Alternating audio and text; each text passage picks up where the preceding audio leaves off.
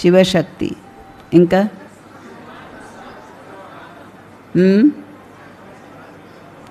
ఇప్పుడు బయట ప్రపంచంలో పూర్వము బ్రిటిష్ వాళ్ళకి షాహుకార్లు 1,00,000 రూపాయలు ఇస్తే డొనేషను రావ్ బహదూర్, రాజ్ బహదూర్ అని టైటిల్స్ ఇచ్చేవాడు. అలాగా వాళ్ళు రావ్ బహదూర్ అని వాళ్ళ పేరుకి ముందు పెట్టుకునేవాడు. అంటే బాగా డబ్బులు ఉన్నవాడు డొనేషన్ ఇస్తే టైటిల్ వస్తుంది. ఇక్కడ బాబాకి మీరు డొనేషన్ ఇస్తే టైటిల్ ఇచ్చారా? ఇవ్వలే. ఎలా ఇచ్చారు టైటిల్? బర్త్డే గిఫ్ట్గా ఇచ్చారు. ఈరోజు చెప్పారు కదా బాబా బర్త్డే అని. మరి బాబాకి బర్త్డే గిఫ్ట్గా ఏమేమన్నారు అది కూడా మీకు గుర్తుందా? ఏమేమన్నారు?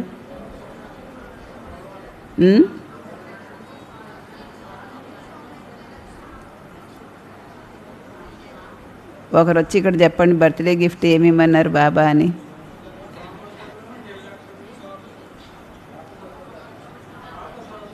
దేనికోసం అదన్నీ వదిలేయాలన్నారు? దేనికోసం?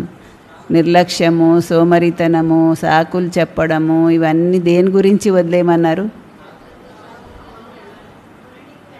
దేని గురించి అంటే పిల్ల వికారాలు ఉన్నాయి కదా, వాటన్నిటినీ పోగొట్టడానికి బాబా దగ్గర మీరు నిర్లక్ష్యము, సోమరితనము, సాకులు చెప్పడము దీన్ని వాడడానికి వీల్లేదని చెప్పారు. అంతే కదా? అది గిఫ్ట్ ఇమ్మన్నారు బాబా. మరి మనకి బాబా టైటిల్స్ ఏం చేస్తే ఇచ్చారు? ఏం చేస్తే? 1,00,000 రూపాయలు డొనేషన్ ఇస్తే ఇచ్చారా టైటిల్? ప్రతి ఒక్కరికి ఇచ్చారు కదా బాబా. ఫస్ట్ మీరు బాబా మనకి ఏం టైటిల్ ఇచ్చారు అని అడిగితే నేను అనుకున్న విశ్వ కళ్యాణకారి అని చెప్తారేమో ఫస్ట్ అనుకున్నా. మీరు ఏదేందో చెప్తున్నారు.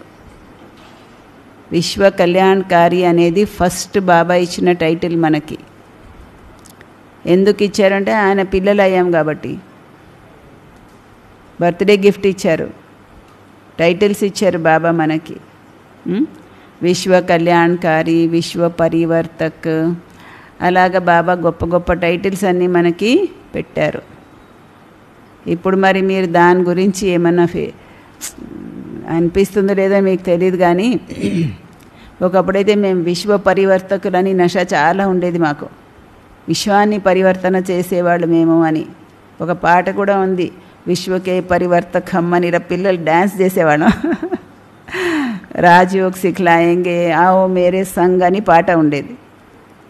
మేము విశ్వ పరివర్తన చేసేవాడు, మేము భారతదేశాన్ని స్వర్గంగా చేస్తామని బోల్డ్ నష ఉండేది. మీకుందా? ఉందా చెప్పండి. నాకైతే అన్నయ్య చేసిన క్లాస్లో ఒక్క పాయింట్ చాలా నచ్చింది. భగవంతుడికి మేము సహాయం చేస్తున్నాం, అది నా పని అని. భగవంతుడికి సహాయం చేస్తాం మేము. అది ఎంత గొప్ప స్థానము తెలుసా మీకు? విశ్వ పరివర్తకులు మనము అంటే భగవంతుడికి సహాయం చేసేవాడు. విశ్వ కళ్యాణకారి అంటే భగవంతుడికి సహాయం చేసేవాడు. ఏ విధంగా మీరు విశ్వ కళ్యాణం చేస్తారు? ఏ విధంగా మీరు విశ్వ పరివర్తన చేస్తారు చెప్పండి. ఎలా మీరు విశ్వ కళ్యాణం చేయగలరు? ఒకప్పుడు మేము ప్రదర్శనీలలో అందరికీ చెప్పేవాళ్ళం. ప్రదర్శనీలు ఎక్కడ చెప్పేవాళ్ళం తెలుసా? రోడ్డు మీద సర్కిల్ ఉంటుంది కదా, 4 రోడ్ల జంక్షన్లో రౌండ్ అబౌట్ అంటారు. ఆ రౌండ్ అబౌట్ దగ్గర చుట్టూ చిత్రాలు పెట్టి, సండే రోజు మార్కెట్ ఉండదు కదా, షాపులు ఉండవు కదా, ఆ రౌండ్ అబౌట్ సర్కిల్ చుట్టూ చిత్రాలు పెట్టేసి అక్కడే నిలబడి ఎక్స్ప్లెయిన్ చేసేవాళ్ళం. మీరు వెళ్తారా అలా పెడితే? మా ఇంట్లో వాళ్ళు ఏమన్నా అంటారు, వీళ్ళు ఏమన్నా దేహాభిమానాలు వస్తాయి మీకు. కానీ మేము అలా వెళ్ళేవాళ్ళం. అలా ప్రదర్శనీలలో చెప్పినప్పుడు విన్న వాళ్ళు కూడా చాలామంది ఉంటారు కదా. ఒకసారి బస్సులో ఎక్కి ఎక్కడికో వెళ్తుంటే వాళ్ళు అంటున్నారు, వీళ్ళేనంట భారతదేశాన్ని స్వర్గంగా చేసేవాడు, వీళ్ళేనంట విశ్వాన్ని మార్చేసేవాడు, వీళ్ళు చెప్తున్నారా అని చెప్పేవాడు. మేము అనుకునేవాళ్ళం వీళ్ళకి తెలియదు, అంతే భగవంతుడు వచ్చాడని వీళ్ళకి తెలియదు, అందుకని వీళ్ళు ఇలాగ అంటున్నారని. మేము అలాగ అనుకునేవాళ్ళం. పైకి వాళ్ళని ఏం అనేవాళ్ళం కాదు, కానీ మనసులో మాత్రం మాకు అదే నష ఉండేది. ఏం నష ఉండేదంటే భగవంతుడు అవతరించారని వీళ్ళందరికీ తెలియదు, అందుకనే వీళ్ళు విశ్వ పరివర్తన చేయడం అంటే అంత అయ్యే పని కాదని అనుకుంటున్నారు, మనకైతే తెలుసు భగవంతుడు అవతరించారు విశ్వ పరివర్తన చేయడానికి. అది ఎలాగన్నా అవుతుంది, ఆయనతో కలిసి మనం కూడా విశ్వ పరివర్తన చేస్తామని నశ ఉండేది. మీకుందా అంత నశ? మేం విశ్వ పరివర్తకులని నశ ఉందా మీకు? మేం విశ్వ కళ్యాణకారి అని నశ ఉందా? అది టైటిల్ ఎంత గొప్పది. రాజ్ బహదూర్, రావు బహదూర్ అన్ని ఫాల్తూ. వాడు రాజు కాదు, రావు కాదు, ఫాల్తుగాడు. కానీ మనకి బాబా నిజంగా మనకి ఎంత మంచి టైటిల్ ఇచ్చారు. తన పిల్లలుగా చేసుకొని మనని అంత ఉన్నతమైన టైటిల్ ఇచ్చి మనని అంత ఉన్నతమైన వాళ్ళుగా చేసి ఉన్నతమైన కర్తవ్యం మనతో బాబా చేయిస్తున్నారు. మనం ఉన్నతమైన వాళ్ళుగా అవ్వడానికి కారణం ఒకటే, మనని ఆయన తన పిల్లలుగా చేసుకోవడమే. అంతకుమించి ఏం కారణం కావాలి? ఉన్నతమైన తండ్రి దగ్గర ఒక పిల్లవాడు పుట్టాడంటే వాడు ఉన్నతమైన వాడే, అవునా కాదా? మరి మీరు బాబా పిల్లలుగా బ్రాహ్మణ జన్మ తీసుకున్నారు అంటే మీరు శ్రేష్ఠాత్మ, విశేషాత్మ, విశ్వ కళ్యాణకారి, విశ్వ పరివర్తక్ అవునా కాదా? ఎప్పుడన్నా ఉల్టా ఆలోచనలు వస్తున్నాయా? బలహీన ఆలోచనలు, నేనేం విశ్వాన్ని పరివర్తన చేస్తాను అయినట్టేలే అని అనుకుంటున్నారా? నేను ఎక్కడ విశ్వ కళ్యాణం ఏం చేయగలను, నా వల్ల ఏమవుతుంది అనుకుంటున్నారా? పోనీ మీకు నిరంతరం ఆ నశ ఉంటుందా? నేను విశ్వ కళ్యాణకారి, నేను విశ్వ పరివర్తక్ అని నశ ఉంటుందా? మమ్మల్ని అలా అపహాస్యం చేసేవాళ్ళు జనాలు, వీళ్ళంట భారతదేశం స్వర్గంగా చేస్తారంట అని ఇలా చూపించేవాడు. ఎందుకంటే మేము ఒకటి వైట్ డ్రెస్సులు వేసుకొని తిరిగేవాళ్ళం కదా, చూసి మమ్మల్ని అలా అంటుంటే మేము కూడా నవ్వుకునేవాళ్ళం. అంతే, వాళ్ళకి అర్థం కాదు పాపం అనుకునేవాళ్ళం. వాడు మాకు అర్థం కావట్లేదు అనుకునేవాడు, మేము వాళ్ళకి అర్థం కాదు అనుకునేవాళ్ళం. అంటే భారతదేశాన్ని స్వర్గంగా చేసేయడం అంత సులువైన పని అంటే అప్పట్లో భారతదేశం ఏం పెద్ద గొప్పగా లేదు, చాలా లో లెవెల్లోనే ఉంది. పేద దేశం అప్పుడు. 85వ సంవత్సరంలో ఏం దేశం ఇది? పేద దేశమే. తర్వాత అభివృద్ధి చెందుతున్న దేశాల లిస్టులోకి వచ్చింది. ఇప్పుడు అభివృద్ధి చెందిన దేశం లిస్టులోకి వచ్చింది. అప్పుడేముంది? పేద దేశం భారతదేశం. అప్పుడు మేము ఏం చెప్తున్నాం? భారతదేశాన్ని స్వర్గంగా చేస్తాం. ఎవరిని చూసి ధైర్యం మనకి? బాబాని చూసి. భారతదేశాన్ని స్వర్గంగా తయారు చేస్తామని చెప్తున్నాం. లక్ష్మీనారాయణ రాజ్యం వస్తుంది అని చెప్తున్నాం. మీకు అంత నశ ఉందా మరి? ఇప్పుడైతే ఎవరు కాదనరు. ఇప్పుడు అందరూ ఒప్పేసుకుంటారు. జ్ఞానం ఒప్పించడానికి ఏం కష్టం లేదు. ఇప్పుడు అన్ని లక్షణాలు కనిపించిపోతున్నాయి. భారతదేశం స్వర్గంగా ఏది కనిపిస్తుంది, వినాశనం అయ్యేది కనిపిస్తుంది, థర్డ్ వరల్డ్ వార్ది కనిపిస్తుంది, బాబా చెప్పేవన్నీ కనిపిస్తున్నాయి. ఇప్పుడు మనం ఎవరిని బతిమాలు ఒప్పించక్కర్లా, అవును అవునని ఒప్పేసుకునే రోజే ఉంది. అయినా ఇప్పుడు మనకే అంత నశ లేదు. అంత నశ ఉందా మీకు? బాబా మనకి ఎలాంటి టైటిల్స్ ఇస్తున్నారు? విశ్వ పరివర్తక్, విశ్వ కళ్యాణకారి. ఈరోజు కూడా బాబా అన్నారు, బాబాతో పాటుగా మీరు కూడా కలిసి తోడుగా నడిచేవాళ్ళు, విశ్వ పరివర్తనలో కూడా బాబా తోడుగా నడిచేవాళ్ళు మీరు అని చెప్పారు కదా, చెప్పారా? మరి విశ్వ పరివర్తన అంటే ఏం చేయాలి? ఇప్పుడు ఏం చేద్దాం? విశ్వ పరివర్తన అంటే ఇప్పుడు 3 మంది ఆత్మలకి వెళ్ళి జ్ఞానం చెప్పారు, అవునా? విశ్వ పరివర్తన ఎలా అవుతుంది? ఎలా మనం భగవంతుడికి సహాయం చేస్తాం? విశ్వ కళ్యాణం ఎలా జరుగుతుంది? ఎలా చెయ్యాలి? మనకి ఏ రోజు ఇదంతా స్వర్గంగా ఎట్లయిపోద్దన్న చింత లేదు.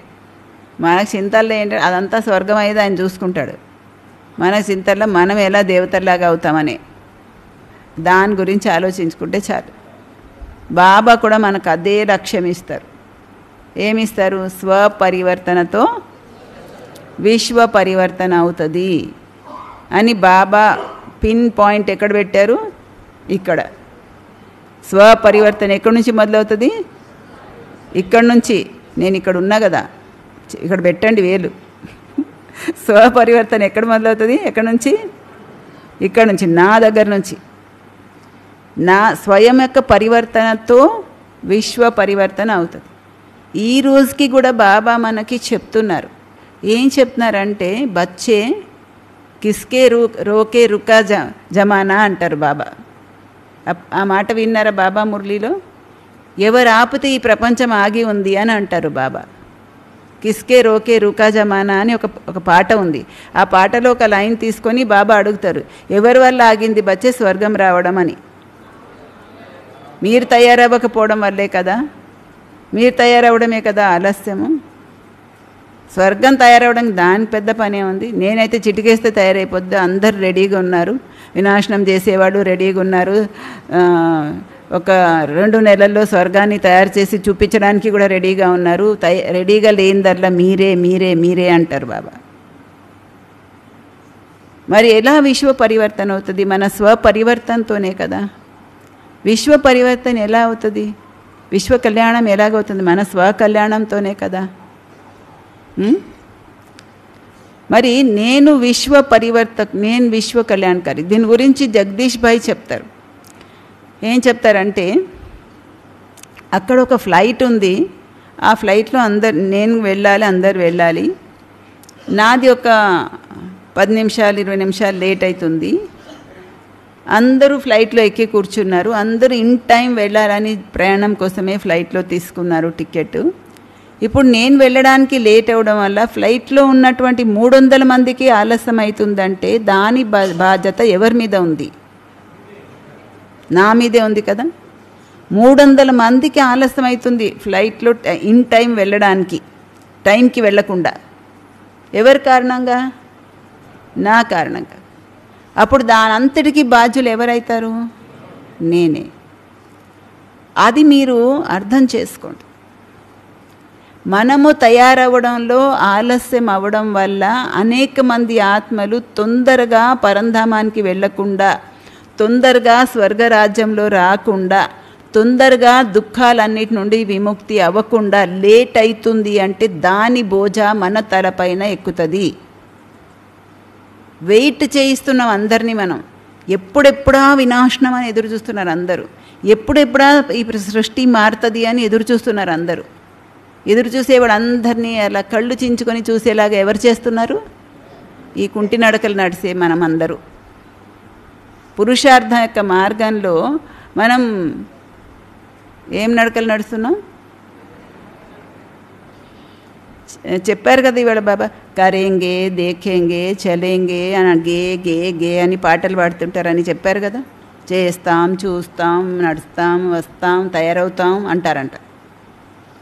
ఆ గే గే అని పాటలు పాడుకుంటూ వాళ్ళు కూడా అట్లున్నారు కదా, వీళ్ళు కూడా ఇట్లున్నారు కదా అంటూ ఉంటారంట. మనం తయారవ్వడానికి వేరే వాళ్ళని దోషం చూపించుకొని మనం నడవకుండా, మన లోపాన్ని ఒప్పుకోకుండా, ముందుకెళ్లకుండా మనం ఆలస్యం చేస్తుంటే బోజ ఎవరికి? అన్ని విషయాలు వదిలేయండి. నేను తయారవ్వకుండా ఎందుకు ఆలస్యం అవుతుందని చూడండి. నా ఆలోచనలు ఎక్కడున్నాయి, నా స్థితి ఎక్కడుంది, నా యోగం ఎక్కడుంది, ఎంతవరకు వచ్చింది అని చూసుకోండి. మనం ఏం చేయాలో మనకి తెలియాలి కదా. తెలియాలి వద్దా? మనము విశ్వ కళ్యాణకారి. మన స్థితి ఎలా ఉండాలి? ఒకటే పాయింట్ తీసుకుందాం. విశ్వ పరివర్తక తర్వాత విశ్వ కళ్యాణకారి. విశ్వ కళ్యాణకారి అయితే మన అందరిది స్థితి, దృష్టి, వృత్తి, ఆలోచన అన్నీ ఎలా ఉండాలి? ఎలా ఉండాలి అంటే ప్రతి ఒక్క ఆత్మ పైన దయాభావం. ఇప్పుడు విశ్వ పరివర్తకు, విశ్వ కళ్యాణకారి అంటే ఇప్పుడు ఈ విశ్వం నుండి బాబా కూడా విశ్వం నుండి అందరి ఆత్మలకి కళ్యాణం చేస్తారంటే అందరికీ ఏమైనా స్వర్గవారసత్వం ఇస్తున్నారా బాబా? చెప్పండి. బాబా కళ్యాణం ఎలా చేస్తున్నారు? అందరికీ స్వర్గాన్ని ఇచ్చి కళ్యాణం చేస్తున్నారా? ఎవరి కళ్యాణం ఏ రకంగా జరిగేది అలాగే జరుగుతుంది. కళ్యాణము పరివర్తన, విశ్వ పరివర్తన, విశ్వ కళ్యాణం అంటే ఏ ఆత్మకి తన స్థాయిలో ఎంతవరకు జరగాలో అంతవరకు జరుగుతుంది. బాబా అన్నారు, ముక్తిలోకి వెళ్ళే ఆత్మలు ముక్తిలోకి వెళ్తారు, జీవన్ముక్తిలోకి వెళ్ళేవాళ్ళు జీవన్ముక్తిలోకి వెళ్తారు. ఎవరు ఎంతవరకు వెళ్ళాలో అంతవరకు వెళ్తారు. దానికి కూడా తాళం చేయి మీ దగ్గరే ఉంది కదా, తలుపు తీయండి అంటారు. అవునా కదా? దానికి కూడా తాళం చేయి ఎక్కడుంది? ముక్తి ద్వారాలు తెరవడానికి కూడా తాళం చేయి ఎవరి దగ్గర ఉంది? మీ దగ్గరే కదా. తెరవండి. ఎవరి వల్ల ఆగింది? మీ వల్లే కదా. మీకు ఆ ఫీలింగ్ వస్తుందా? నేను తయారవ్వలేదు, అందువల్లే ఇంకా అందరి ఆత్మలు దుఃఖాల నుంచి విముక్తి అయ్యి పరంధామానికి వెళ్ళడం ఆలస్యం అవుతుంది. నా వల్లే అందరూ నా కోసమే చూస్తున్నారు, నన్నే చూస్తున్నారు, నా కోసమే ఎదురు చూస్తున్నారు అని మీకు ఫీలింగ్ వస్తుందా? చెప్పండి, ఏ రోజన్నా వచ్చిందా ఫీలింగ్? విశ్వంలో ఇన్ని దుఃఖాల్లో ఉండే ఆత్మలందరూ దుఃఖాల నుండి విముక్తి అయ్యి పరంధామానికి వెళ్ళిపోయి ముక్తిని పొందకుండా ఆలస్యం ఎందుకైతుంది? ఎవరి వల్ల అవుతుంది? నా వల్లే కదా, నేను తయారవ్వలేదు కాబట్టే కదా అని మన వల్ల అంటారా? మనం అనకండి, అందరి మీద రుద్దేకండి, మీరు చూసుకోండి. నేను తయారవ్వలేదు ఇంకాను, అందువల్లే ఈ విశ్వంలో ఆత్మలందరికీ ముక్తి రావడానికి ఆలస్యం అవుతుంది అని తెలుస్తుందా? చెప్పండి. ఇంకేవో పనికిరాని విషయాలన్నీ ఆలోచిస్తూ కూర్చుంటాం. మహారాజీలు కూడా ఇట్లా చేస్తారు, అవన్నీ మాట్లాడకండి అన్నారు బాబా. మహారాజీ అన్న పేరు ఎత్తకండి అన్నారు కదా ఇవాళ మురళీలో. నేను చేస్తే ఏమైంది, నాకు కోపం వస్తే ఏమైంది? అట్లాంటి పెద్ద పెద్ద వాళ్ళకే కోపం వస్తుంది. వాళ్ళు 40 ఏళ్ళ నుంచి ఉన్నారు, వాళ్ళకు కూడా కోపం వస్తుంది. బాబా ఏమైనా 40, 30, 20 ఏమైనా కానీ అందరు ఇప్పుడు తయారవ్వాల్సిందే. ఇప్పుడు 77 పూర్తయిపోయినాయి అని చెప్పారు అప్పుడు బాబా. ఇప్పుడైతే 2007లో అప్పటికి 70 ఏళ్ళు పూర్తయినాయి. అప్పటికి బాబా చెప్పారు ఎవరెప్పుడు వచ్చినా 70 ఏళ్ళు మాత్రం పూర్తయినాయి అన్నారు బాబా. మీరు బర్త్డే గిఫ్ట్ ఇవ్వండి బాబా కానీ చెప్పారు. ఏమైనా ఆలోచిస్తున్నారా? ఏం పట్టుకొని టైం వేస్ట్ చేస్తున్నారు మీరు మీ స్థితిని తయారు చేసుకోకుండా? ఎవరైనా వాళ్ళ స్థితిని తయారు చేసుకోకుండా చిన్న చిన్న విషయాలు, వ్యవహారాలు అవి ఇవి పట్టుకొని వేలాడుతుంటే అనిపిస్తుంది, అయ్యో వీళ్ళకి ఏమర్థమైంది, తయారు చేసుకోవాల్సింది ఏంటి, చేస్తున్నది ఏంటి అనిపిస్తుంది. తయారు చేసుకోవాల్సింది మన స్థితి, బాబా చెప్పిన విధంగా. అది తయారు చేసుకోకుండా ఎందులోకి వెళ్ళిపోతున్నారు, ఏ అడవిలో తిరుగుతున్నారు అని అనిపిస్తుంది. పోనీ ఏదో చిన్నోళ్ళు అంటే వాళ్ళకి ఏదో వ్యామోహం, ఆకర్షణ, దేహాభిమానం అనుకుందాం. పెద్ద వయసు వచ్చిన తర్వాత కూడా అర్థం కాకపోతుంటే ఇంకేమనుకోవాలి? ఇంకెప్పుడు అర్థమవుతుంది? చచ్చిపోయిన తర్వాతనా? అన్నిటి నుంచి మనం అతీతం కావాలి, ముక్తి అవ్వాలి. మనం ఇక్కడ బ్రాహ్మణ జీవితంలో జీవించి ఉండగానే జీవన్ముక్త స్థితిని అనుభవం చేసుకోవాలని బాబా అంటున్నారు కదా. జీవన్ముక్త స్థితి అంటే ఏంటి? ముక్తి అంటే శరీరం నుంచి వదిలేసి పరంధామానికి పోవడం. జీవన్ముక్త స్థితి అంటే జీవించి ఉండగా వికారాలు అన్నిటి నుంచి ముక్తి పొందినటువంటి స్థితి అది. అలాంటి స్థితిని మీరు ఇక్కడే అనుభవం చేయాలి. బ్రాహ్మణ జీవితంలో అన్ని వికారాల నుంచి మీరు ముక్తి అయిపోయినటువంటి స్థితి మీది వస్తే అప్పుడు మీరు ముక్తిలోకి కూడా వెళ్తారు. మీ కారణంగా అందరికీ ముక్తి వస్తుంది. మీరు వెళ్ళిపోవాలంటే ఇంక అందరికీ వెళ్ళిపోవాల్సే వస్తుంది, తప్పదు. మీ వల్ల అందరికీ ముక్తి వస్తుంది, మీదే ఆలస్యం అని అంటున్నారు కదా బాబా. అందరి ఆత్మలపైన దయాభావం కలగట్లేదా? బాబా చెప్తున్నారు కదా, మీ గురించి ఆగిపోయింది, అందరు ఇంకా చాలా దుఃఖాలు పడలేము, ఇంకా సమాప్తం చేసేయండి అని అంటున్నారు బాబా దగ్గర. విశ్వంలో ఆత్మలందరూ వతనంలో వచ్చి బాబా దగ్గర మొరపెట్టుకుంటున్నారు, బాబా ఇంకెన్నాళ్ళు ఇంకా సమాప్తం చేసేయండి ఈ డ్రామాని అని అంటున్నారు. అడ్వాన్స్ పార్టీలో ఆత్మలు కూడా ఇంకెన్నాళ్ళు అని అడుగుతున్నారు. మీకు దయ కలగట్లేదా, మీకు తెలియట్లేదా అని బాబా ఇక్కడున్న బ్రాహ్మణుల్ని అడుగుతున్నారు కదా. ఎంతమంది ఆత్మలు విశ్వంలో దుఃఖి అయిపోయి ఉన్నారు అంటే మన కర్తవ్యం ఏంటి, మన బాధ్యత ఏంటి ఈ బ్రాహ్మణ జీవితంలో? ఇది మనకు అర్థం కావాలి కదా. చాలామంది ఏమనుకుంటున్నారంటే ఏదో జ్ఞానం తెలుసుకున్నాం, పొద్దున్న లేస్తున్నాం, యోగం చేస్తున్నాం, సాయంకాలం యోగం చేస్తున్నాం, మురళి వింటున్నాం, సాత్విక ఆహారం తింటున్నాం, అయిపోయింది పురుషార్థం. ఎక్కడైపోయింది? ఏమైపోయింది? ఇది చేసినంత మాత్రాన అయిపోలేదు బ్రాహ్మణ జీవితం, అయిపోలేదు పురుషార్థం. చేయవలసినటువంటి పురుషార్థము తయారు చేసుకోవాల్సిన స్థితి చాలా ఉంది. ఈరోజు బాబా చెప్పారు కదా, ఒక్క వికారం గురించి మీరు సీరియస్గా ప్రతిజ్ఞ చేశారు, వ్రతం తీసుకున్నారు. మిగతా అన్ని 4 వికారాల గురించి కూడా అంతే సీరియస్గా ప్రతిజ్ఞ తీసుకోండి, దృఢ సంకల్పం చేయండి, వ్రతం తీసుకోండి అని చెప్పారు లేదా? తీసుకున్నారు. ఇవాళ ఎవరెవరు తీసుకున్నారు చెయ్యొద్దండి. ఎలాగైతే బ్రహ్మచర్యము, పవిత్రత సీరియస్గా ఫాలో చేయాలి, పక్కాగా చేయాలని అనుకున్నారో తేడా అంతా మన సంకల్పంలోనే ఉంటుంది. అలాగే మీరు క్రోధము, లోభము, మోహము, అహంకారము ఈ వికారాలని కోసం కూడా బాగా పక్కాగా వ్రతం చేయండి. పక్కాగా ఏది ఏమైపోయినా సరే, నన్ను కోసినా సరే నేను క్రోధంలోకి రానంటే రాను. వ్రతం తీసుకున్నానంటే తీసుకున్నా, ఇంకంతే. అక్కడ వ్రతం తీసుకున్న వాళ్ళు ఏం చేస్తారు? చచ్చిపోతున్నారంటే కూడా నీళ్ళు గొంతులో వేయనివ్వరు. తెలుసా మీకు? చచ్చిపోతే చచ్చిపోతాం, వ్రతం చేస్తూ చచ్చిపోతాం. కానీ నేను నీళ్ళు తాగకుండా చచ్చిపోతానంటే, నాకు నీళ్ళు వేస్తానంటే వద్దంటారు. అక్కడ అంత భావన ఉంటుంది భక్తులకి. మీ భక్తులే అంత భావనతో వ్రతం చేస్తున్నారు, ఉపవాసం వ్రతం చేస్తున్నారు. మరి మనము ఏం చేస్తారు? ప్రాణం మీదకి వచ్చినప్పుడు అరిసేస్తారు అని చెప్తారు. ఏంది అరిసేది? క్రోధం వచ్చేది. బాబా అడిగారు కదా, వీటన్నిటి గురించి నేను ఏమన్నా మీకు పర్మిషన్ ఇచ్చానా? పర్వాలేదు, కొద్దిగా క్రోధం చేసినా పర్వాలేదు, కొద్దిగా లోభం ఉన్నా పర్వాలేదు, కొద్దిగా మోహం ఉన్నా పర్వాలేదు, అహంకారం ఉన్నా పర్వాలేదని చుట్టి ఇచ్చారా బాబా? చెప్పండి. మనం వీటన్నిటినీ ఎందుకు సీరియస్గా తీసుకోవట్లేదు? మీరు ఏమనుకుంటున్నారంటే మేం గృహస్థులు అని అనేసుకొని లూజ్ అయిపోతున్నారు. ఎందుకు సీరియస్గా తీసుకోవట్లేదంటే మేము గృహస్థులు అని. గృహస్థులు అంటే చెల్తా అన్నీ నడుస్తాయి. క్రోధం చేసినా నడుస్తుంది, లోభం చేసినా నడుస్తుంది, మోహం ఉన్నా నడుస్తుంది, అహంకారం ఉన్నా నడుస్తుంది. మళ్ళీ ఏం చెప్తారు తెలుసా పరివారము? మేమంటే ఎలా ఉన్నా పర్వాలేదు అక్కయ్య, మీరైతే అలా చేయకూడదు కదా అంటారు. ఏమి? మాకొక్కరికి రాజారాణి అయ్యే లక్ష్యం ఇచ్చి మీకు ఏమైనా దాసదాసీలు అయ్యే లక్ష్యం ఇచ్చారా బాబా? అలాగే చెప్తారు పరివారం. మేము ఎలాగున్నా పర్లేదు అక్కయ్య, మీరు మాత్రం అలాగ ఉండకూడదు అక్కయ్య అని. మేము అరుస్తాం కానీ మీరు అరవకూడదు. మేమేమైనా చేస్తాం కానీ మీరు మాట్లాడి కూరుకోవాలి. అలా చెప్తారు. అందరికి ఒకటే లక్ష్యం ఇచ్చారు. అందరు అదే స్థితి తయారు చేసుకోవాలి.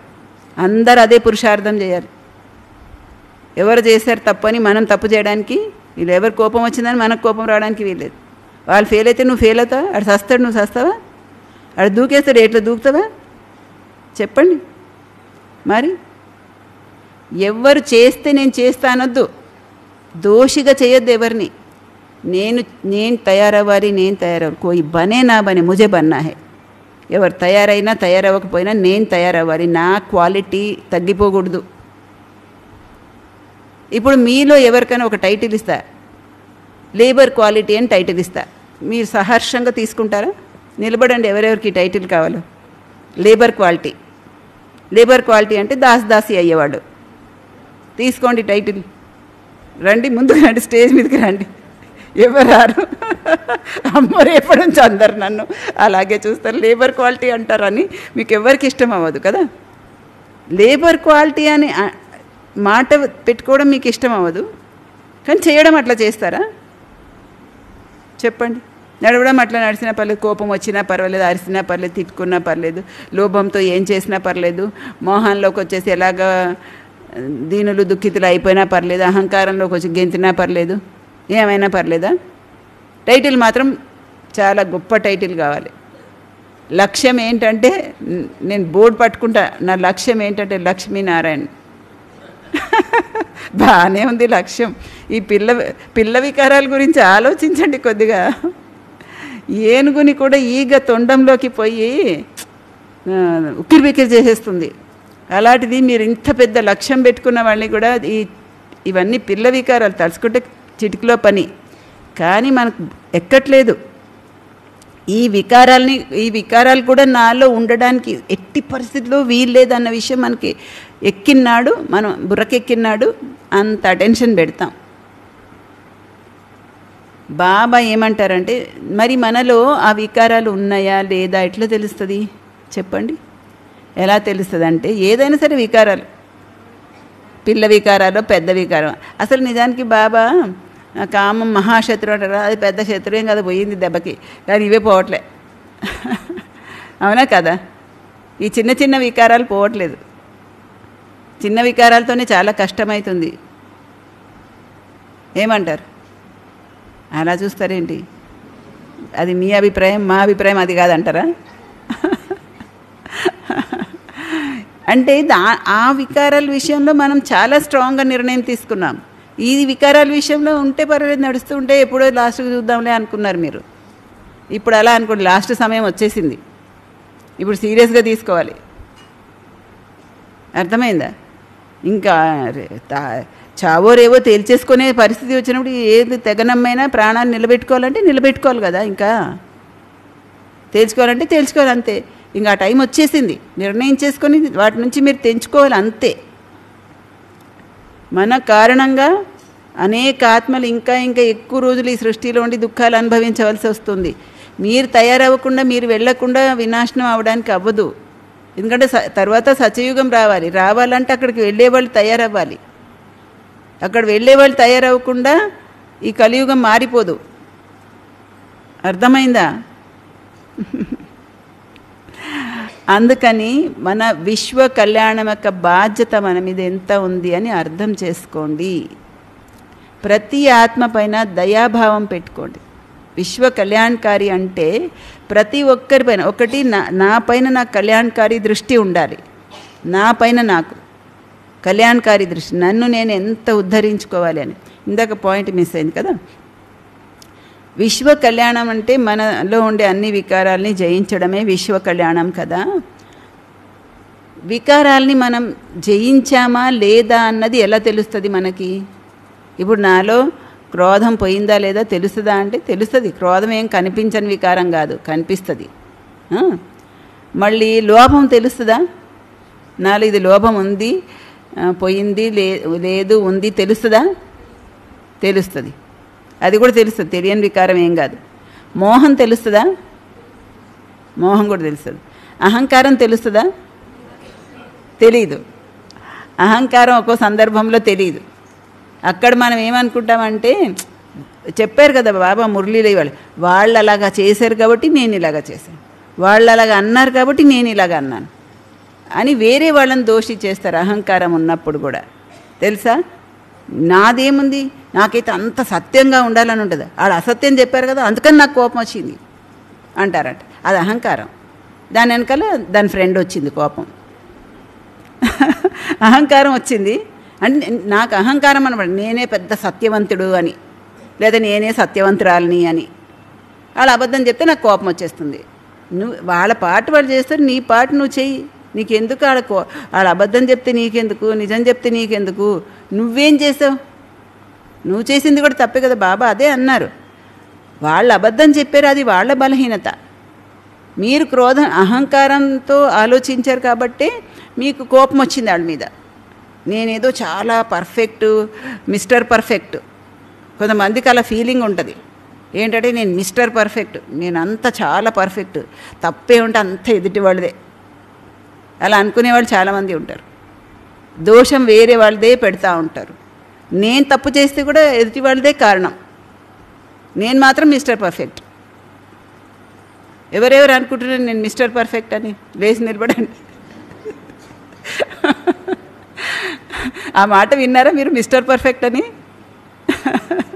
కొంతమందికి ఫీలింగ్ అట్లా ఉంటుంది, నేను మిస్టర్ పర్ఫెక్ట్ అంటే. ఈగో ఉన్న వాళ్ళని అలా చెప్పాలి, అహం ఉన్న వాళ్ళని అలా చెప్తారు మిస్టర్ పర్ఫెక్ట్. అహం ఉన్న వాళ్ళు ఏమనుకుంటారంటే నేను మిస్టర్ పర్ఫెక్ట్, నేను ప్రతి విషయంలో చాలా పర్ఫెక్ట్గా చేయాలనుకుంటా. ఎవరైనా ఏమైనా తేడా చేస్తే నాకు నచ్చదు, నాకు కోపం వచ్చేస్తుంది. తను తేడా చేసినప్పుడు పిల్లిలాగా గోడ వెనకాల పోతారు. అదే తన వల్ల మిస్టేక్ జరిగితే ఆ మిస్టర్ పర్ఫెక్ట్ ఏం చేస్తాడు తెలుసా? గప్చుపుగా ఏం మాట్లాడకుండా గోడ వెనకాల పోతారు. నిజంగా మిస్టర్ పర్ఫెక్ట్ అయితే తన వల్ల కూడా మిస్టేక్ జరిగినప్పుడు నా వల్ల ఇది జరిగింది మిస్టేక్, నేను ఇలా చేయకుండా ఉండాలి, కానీ నా వల్ల జరిగింది మిస్టేక్ అని ఒప్పుకోవాలి, అప్పుడు మిస్టర్ పర్ఫెక్ట్. కానీ ఈగో ఉన్నవాళ్ళు, అహం ఉన్నవాళ్ళు, అహంకారం ఉండేవాళ్ళు అలా ఒప్పుకోరు. తాను మిస్టర్ పర్ఫెక్ట్ అనుకుంటారు, ఎదుటి వాళ్ళ లోపాలే చూస్తారు, వాళ్ళ వల్లే నా స్థితి పాడైపోయింది అంటారు. వాళ్ళని వాళ్ళు మాత్రం పరిపూర్ణత యొక్క ఫ్రేమ్లో పెట్టుకుంటారు. నిజానికి అంత పరిపూర్ణత యొక్క ఫ్రేమ్లో వీళ్ళు పరిపూర్ణ ఆత్మలు ఏం కాదు. అర్థమైందా?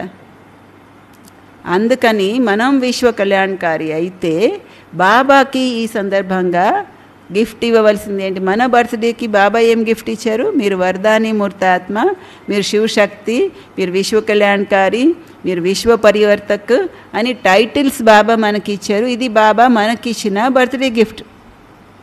మనము బాబాకి ఇవ్వవలసిన బర్త్డే గిఫ్ట్ ఏంటి? అదే స్థితిలో ఉంటూ మీరు వీటన్నిటినీ కొద్దిగా పక్కకి తుడిచేయండి, వికారాలన్నిటినీ. ఇంకొకటి ఏంటంటే స్వయం పట్ల అయితే అది విశ్వ కళ్యాణకారి అవ్వడం, స్వయం కోసం కళ్యాణకారి ఫస్ట్ అవ్వాలి. తర్వాత విశ్వ కళ్యాణకారి అంటే ప్రతి ఒక్క ఆత్మ పైన కళ్యాణకారి భావన. మీకు ప్రతి ఒక్క ఆత్మ పైన కళ్యాణకారి భావన ఉంటుందా? విశ్వానికి అంతటికీ కళ్యాణం చేయాలంటే మీరు ఏం చేయగలరు, ఏం చేస్తారు చెప్పండి? విశ్వ కళ్యాణం చెయ్యాలి. అయితే ఏం చేస్తారు, ఏం చేయగలరు? సరే, అది భావన, మనసుకు సంబంధించింది. బాహ్యంగా ఏం చేస్తారు? అమృతవేళ యోగం చేయండి, మనసా సేవ చేయండి, ఇంకా మనసా సేవ చేయండి, అందరికీ ఈశ్వరీయ సందేశం ఇవ్వండి. విశ్వ కళ్యాణకారి కాబట్టి మీ తనువు, మనస్సు, ధనము, సమయము, సంకల్పము, శక్తి వీటన్నిటిని ఎంత వీలైతే అంతగా విశ్వ కళ్యాణం యొక్క కార్యంలో భగవంతుడికి సహాయం చేసే విధంగా ఉండండి. అది అంతవరకు బాగానే ఉంది. కానీ మెయిన్గా బాగా ప్రభావితం చేసేది ముందు మనస్సులో విశ్వ కళ్యాణం యొక్క భావన ఉండడం. ఇది లేకుండా తర్వాత ఏమీ జరగదు, మిగతాది ఏం జరగదు. నాకు ప్రతి ఆత్మ పట్ల కేవలం మనము మన కుటుంబంలో వాళ్ళు, మనకు ఇష్టమైన వాళ్ళు, వాళ్ళది మాత్రమే కళ్యాణం జరగాలని ఆలోచించడం వరకే కాదు. అది హద్దు కళ్యాణం, విశ్వ కళ్యాణం కాదు. చాలామంది కళ్యాణకారి భావంలో వస్తారు, కానీ కేవలం తనకు సంబంధించినంత వరకే, విశ్వం అంతటి కోసం ఆలోచించరు. కానీ విశ్వం నుండి ప్రతి ఆత్మ కోసం మనకి ఆలోచన రావాలి కదా. చూడండి, బ్రహ్మబాబా రాత్రి 12 వరకు యోగం చేసేవారట. మళ్ళీ 2 గంటలకు లేచి యోగం చేసేవారట. 2 గంటల నుంచి 5 గంటల వరకు యోగం చేసేవారు, 5 తర్వాత కూడా యోగం చేసేవారు. పిల్లలు అనేవాడంటే రాత్రి పూట 12 గంటలకు వెళ్తే కూడా అప్పుడు కూడా యోగంలో కూర్చొని ఉన్నారు బాబా, 2 గంటలకు వెళ్తే కూడా యోగంలో కూర్చొని ఉన్నారు, 5 గంటలకు వెళ్తే కూడా యోగంలో కూర్చొని ఉన్నారు, 6 వరకు యోగంలోనే కూర్చొని ఉన్నారు బాబా అని చూసేవారంట. అలాగా జగదీష్ బాయి అలా తొంగి చూసేవాడంట బాబా రూమ్లోకి. తొంగి చూస్తే ఇంకా యోగంలో. అయితే బాబా ఒకసారి అలా తొంగి చూడడం చూసి, బచ్చేరా నువ్వు కూడా రా లోపలికి అని అన్నారంట. అని ఆయనను కూడా పిలిచి కూర్చోబెట్టి ఈయన తపస్సులో కూర్చున్నాడు. అప్పుడు ఈయన అడిగారంట, బాబా మీరు అంత సమయం రాత్రి 12 వరకు యోగం చేస్తున్నారు, మళ్ళీ తెల్లవారుజామున 2 నుంచి 6 వరకు యోగం చేస్తున్నారు, ఏం చేస్తున్నారు బాబా యోగం అని అడిగారంట. బాబా అన్నారంట, బచ్చే రాత్రి బాబా 12 గంటల వరకు ఎందుకు యోగం చేస్తున్నారంటే, బందేలి మాతలు ఉంటారు కదా, ఎవరినైతే ఇళ్లలో పవిత్రత గురించి ఏడిపిస్తున్నారు కదా, ఆ పిల్లలందరూ మొరపెట్టుకుంటారు కదా, వాళ్ళ కోసం నేను యోగదానం చేస్తున్నాను అనేవారంట. అంటే విశ్వ కళ్యాణం యొక్క బాధ్యత మనపైన ఉంది అనుకుంటే మొరపెట్టుకునే ఆత్మలందరికీ మనం సకాష్ ఇవ్వాలి, మనసా సేవ చేయాలి అన్న తపన మన హృదయంలో జాగృతం అవుతుంది. ఆ ఆత్మలు దుఃఖి అవుతున్నారు, హైరాన్ అవుతున్నారు, చాలా సహిస్తున్నారు, వాళ్ళ కోసం మనం ఏమైనా యోగదానం చేద్దాము, సకాష్ ఇద్దాము అని ఒక ఆలోచన మనలో రావాలి. బాబాకు ఆ రోజుల్లో, శివ్ బాబా ఆ రోజుల్లో అంతేం వివరించేవారు కాదు మనసా సేవ అది ఇది అని. అయినా సరే బ్రహ్మబాబా వాళ్ళ కోసం యోగం చేసేవారు. వాళ్ళకి అప్పుడు ఉన్నటువంటి వాళ్ళకి శివ్ బాబా బ్రహ్మబాబా అని తేడా ఉండేది కాదు. వాళ్ళు బాబా బాబా అంటే ఇంక ఈయనలోనే శివ్ బాబా ఉన్నారు, ఈయనే బ్రహ్మబాబా, 2 కలిపే బాబా వాడికి. ఒకసారి జానకి దాదీని ఎవరు అడిగారట, మీరు బాబా బాబా అని ఎవరిని అంటున్నారు, ఈ బాబానా ఆ బాబానా అని అడిగారట. అంటే నేను ఇప్పటివరకు అలాగే ఏం ఆలోచించలేదు అన్నారంట. ఈ బాబాని అంటున్నానా ఆ బాబాని అంటున్నా, నేను ఆ తేడాలు ఏం ఆలోచించలేదు, బాబా అన్నానంటే ఎదురుగైన ఉన్నాడు, బాబా అంటున్నా అంతే, మాకు ఇంకేం తెలియదు అన్నారట. అలాగా అప్పుడు ఉన్నటువంటి వాళ్ళందరికీ కూడా బాబా అంటే బాబా, ఈయన ఆయన 2 ఒక దగ్గరే ఉన్నారు కదా, ఇద్దరు ఒక దగ్గరే ఉన్నారు, ఒక శరీరంలోనే ఉన్నారు కదా. మరి పిల్లలందరూ మొరపెట్టుకున్నారు, బాబా రక్షించు మమ్మల్ని వికారాల నుంచి అని మొరపెట్టుకున్నారు, వాళ్ళ కోసం నేను యోగం చేయాలి కదా, అందుకని నేను యోగం చేస్తున్నాను అనేవాడంట బ్రహ్మబాబా. ఆ తర్వాత 2 గంటలకే లేచి యోగం చేస్తున్నారు ఎందుకు బాబా అంటే, మరి నా కోసం నేను శక్తి తీసుకోవాలి కదా, పగలంతా పిల్లల్ని కలుసుకోవాల్సి ఉంటుంది, ఎవరో ఒకరు వస్తుంటారు, వాళ్ళని కలుసుకోవాలి, పాలన చేయాలి, మరి నేను ఎప్పుడు శక్తి తీసుకోవాలి బాబా నుండి, బాబా అమ్మ రూపంలో నాకు పాలన ఇస్తారు కదా, అందుకని నేను 2 గంటలకి లేచి యోగం చేస్తున్నాను అనేవారంట. మళ్ళీ తర్వాత కూడా యోగం చేస్తున్నారు కదా బాబా అంటే, అప్పుడు భక్తులు పిలుస్తారు కదా, అందుకోసం యోగం చేస్తున్నాను అనేవారంట. మరి బాబా ఎంతమంది గురించి ఆలోచిస్తున్నారు, విశ్వ కళ్యాణకారి అంటే అది. ఎంతమంది ఆత్మలు మనని పిలుస్తున్నారు, మొరపెట్టుకుంటున్నారు. బాబా కూడా మురళిలో అంటున్నారు, మీకు వాళ్ళ దుఃఖితుల యొక్క పిలుపు వినిపిస్తుందా, భక్తుల పిలుపు వినిపిస్తుందా, వాళ్ళు మొరపెట్టుకుంటున్నారు వాళ్ళ ఇష్టదేవతల దగ్గర అని బాబా అంతగా అంటున్నారు. మరి ఇష్టదేవతలు నిద్రపోతూ మేల్కొనకుండా వాళ్ళకి శక్తినివ్వకుండా ఉంటే ఎవరిస్తారు వాళ్ళకి? విశ్వ కళ్యాణకారి కదా మనము. విశ్వ కళ్యాణకారి అనే టైటిల్ సాధారణ టైటిల్ కాదు. అన్ని టైటిల్స్లోకి ఫస్ట్ నంబర్ రాయల్ టైటిల్ అదే. అర్థమైందా? మీరెవరు? మరి ఏం చేయాలి? విశ్వానికి అంతటి కోసం మీరు చేయగలిగింది ఏమని ఉంటే సకాష్ మనసా సేవ. కామాక్షకయ్య మొహం కడుకొని రండి. అర్థమవుతుందా? మనసా సేవ. బ్రహ్మ బాబా ఏ విధంగా ఎవరెవరి కోసం, ప్రతి ఒక్కరి కోసం యోగదానం చేశారు. ఆ సమయంలో యోగదానం అనేవాడు. ఇప్పుడైతే సకాష్ అది ఇది అంటున్నారు, కానీ అప్పట్లో యోగదానం అనేవారు. యోగదానం చెయ్యాలి కదా బాబాకి. బాబా పిల్లలు కూడా, బాబా పిల్లలు కూడా విశ్వంలో ఆత్మలందరికీ ప్రతి ఆత్మ మీద కళ్యాణకారి భావన ఉంటుందా? ఒకటి, మీరు విశ్వ కళ్యాణకారి అయితే అందరి కోసం యోగదానం చేయాలి. ఎవరెవరు దుఃఖి ఆత్మలు ఉన్నారు, మొరపెట్టుకుంటున్నారు, మొత్తుకుంటున్నారు, వాళ్ళందరి కోసం మీరు యోగదానం చేయాలి. రెండోది ఏంటంటే, ప్రతి ఆత్మ మీద కళ్యాణకారి భావన ఉండాలి. ఇప్పుడు మనతో సాంగత్యంలో చాలామంది ఆత్మలు ఉంటారు కదా. మీ సాంగత్యంలో ఎంతమంది ఆత్మలు ఉన్నారు? ఎవరెవరు మీతో కనెక్షన్లో వస్తున్న వాళ్ళు ఎంతమంది ఉంటారు ఇప్పటికీ? మీరు పోనీ గృహస్థంలో ఉండేవాళ్ళే చెప్పండి. మేము సెంటర్లో ఉండేవాళ్ళంటే మాతో ఎక్కువ మంది కనెక్షన్లో వస్తారు. మీరు ఇంట్లో గృహస్థంలో ఉండే వాళ్ళతో ఎంతమంది కనెక్షన్లో వస్తారు? ఓ 500 మంది ఉంటారా మీ జీవితంలో? ఎందుకుంటారు? ఒక్కరోజే వస్తారేంటి 500 మంది ఎదురుగా? ఒక్కరోజు ఏం రారు. ప్రతి ఒక్కరూ సమయం వచ్చినప్పుడు ఎవరో ఒకరు కనెక్ట్ అవుతూ ఉంటారు. ఒకసారి కనెక్ట్ అయ్యారంటే వాళ్ళు కనెక్ట్ అయ్యే ఉంటారు. మీరు ఇది అనుకోకండి, వాళ్ళు నన్ను ఎదురుగా కనిపించి వెళ్ళిపోయారు ఇంకా కనెక్షన్ లేదని అనుకోకండి. ఓసారి మీతో కనెక్ట్ అయ్యారంటే వాళ్ళు కనెక్ట్ అయ్యే ఉంటారు. ఆ విషయం మీరు అర్థం చేసుకోండి. ఇతర ఆత్మలతో ఎవరైతే ఏమి ఇవ్వలేరో వాళ్ళతో కనెక్ట్ అయ్యి ఉంటే కూడా ఒరిగేది ఏం లేదు. వాళ్ళ నుంచి నెగిటివ్ వైబ్రేషన్స్ వస్తాయి అందరికీ. కానీ మనతో ఎవరైతే కనెక్ట్ అయ్యారో, ఒక్కసారైనా మన కనెక్షన్లోకి వచ్చారో వాళ్ళు మనతో కనెక్ట్ అయ్యారు. ఇప్పుడు చెప్పండి, మీతో ఎంతమంది కనెక్ట్ అయి ఉన్నారు? 500 కూడా తక్కువే, 1000 మంది కనెక్ట్ అయి ఉంటారు ఈ పాటికి, మీరు పుట్టిన దగ్గర నుంచి ఇప్పటికి. అవునా? అలా అర్థం కానది పెడతారేంటి ఫేసెస్? పుట్టిన దగ్గర నుంచి ఇప్పటి వరకు మనతో కనెక్ట్ అయిన వాళ్ళు, ఒక్కసారన్నా మనని కలిసి చూసి మాట్లాడి వెళ్ళిన వాళ్ళందరూ మనతో కనెక్ట్ అయిపోయారు. వాళ్ళు ఈరోజు మీ ఎదురుగా రాకపోవచ్చు, కానీ కనెక్ట్ అయ్యే ఉన్నారు. తెలుసా? ఎందుకంటే మీరు కల్పవృక్షం వేర్లలో ఉన్నారు. అవునా కదా? మీతో ఒక్కసారి కలిసిన వాళ్ళందరూ మీతో కనెక్ట్ అయినట్టే లెక్క. మీతో కనెక్ట్ అయి ఉన్న వాళ్ళకి మీరు ఏమి ఇస్తున్నారు? ఒక కళ్యాణకారి భావన, ఒక శుభ భావన, దయాభావన. బాబా అంటారు రెహమ్ దిల్, దయా హృదయులై ఉండండి, దయాభావం పెట్టుకోండి, దయాభావం కలిగి ఉండండి. ఎవ్వరి తప్పుల్ని మీరు చూడకండి అని చెప్తున్నారు బాబా. మీరు ఎవరి తప్పులన్నా దృష్టిలో పెట్టుకుంటున్నారా? పెట్టుకుంటున్నారంటే మీరు విశ్వ కళ్యాణకారి కాదు. ఎవరి తప్పులైనా మీరు దృష్టిలో పెట్టుకుంటున్నారు అంటే మీరు విశ్వ కళ్యాణకారి కాదు.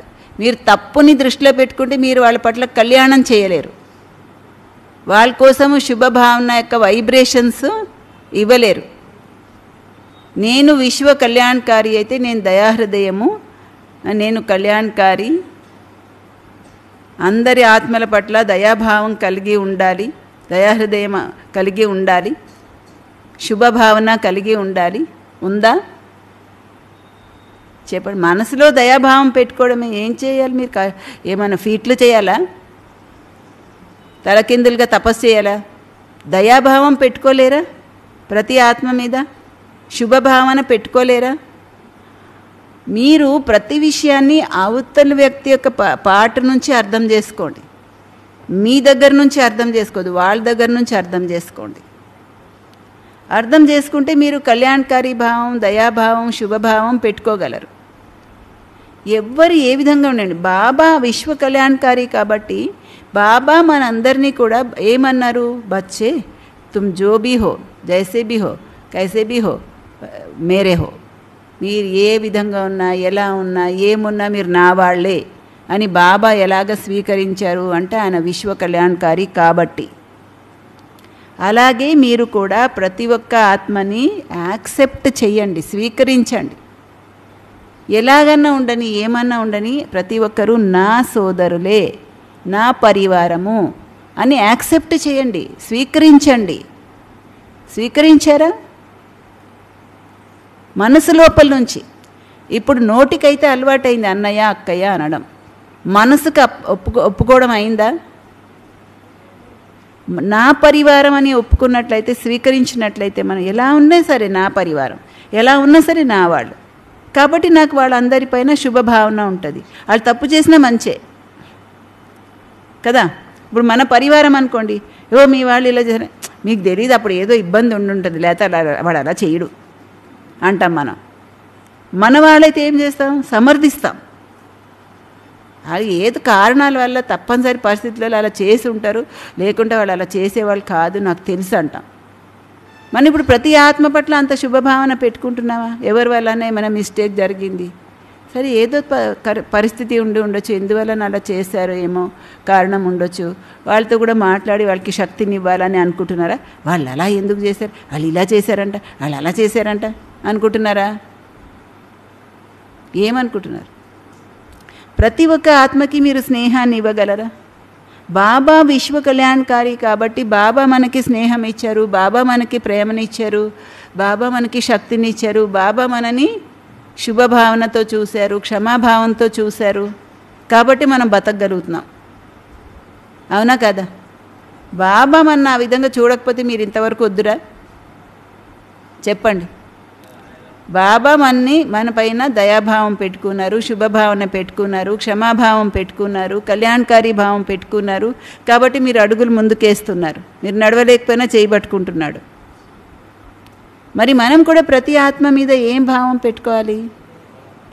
కళ్యాణకారి భావన, దయాభావన, శుభభావన, క్షమాభావన పెట్టుకోవాలి కదా.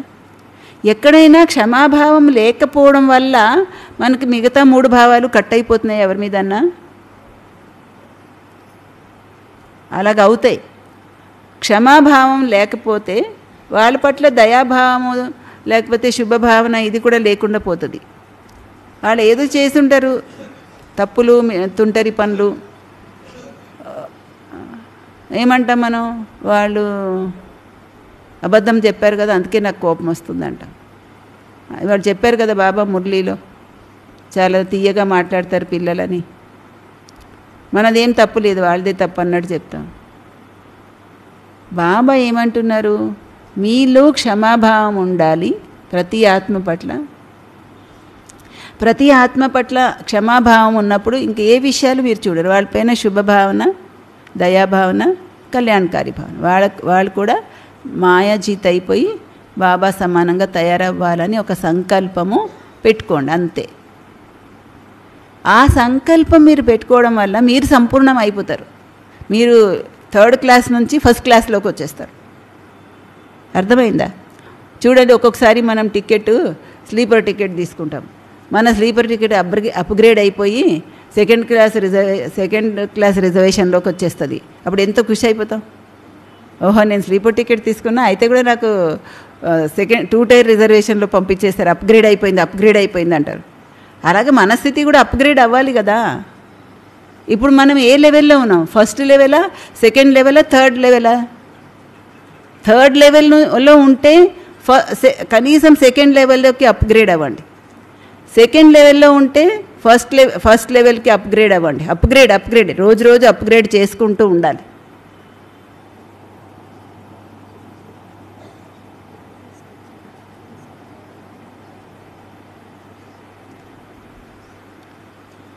అర్థమైందా? నేను ఏ గ్రేడ్లో ఉన్నాను? ఇందాక చెప్పాను కదా, మీరు థర్డ్ గ్రేడ్ అని చెప్తే మీకు ఎవరికైనా ఇష్టమవుతుందా? ఎవరినైనా పిలిచిగో ఈ అక్కయ్య థర్డ్ గ్రేడ్ అని చెప్తా నేను, మీకు ఎలా ఉంటుంది? మరి మిమ్మల్ని మీరు థర్డ్ గ్రేడ్లో పెట్టుకుంటుంటే మీకు ఏం చింత లేదా? కొద్దిగా చింత చేయాలి కదా. ఎవరన్నా అన్నారంటే బోల్డ్ చింత వస్తుంది మనకు, నన్ను ఇలాగ అన్నారు అలాగ అన్నారని.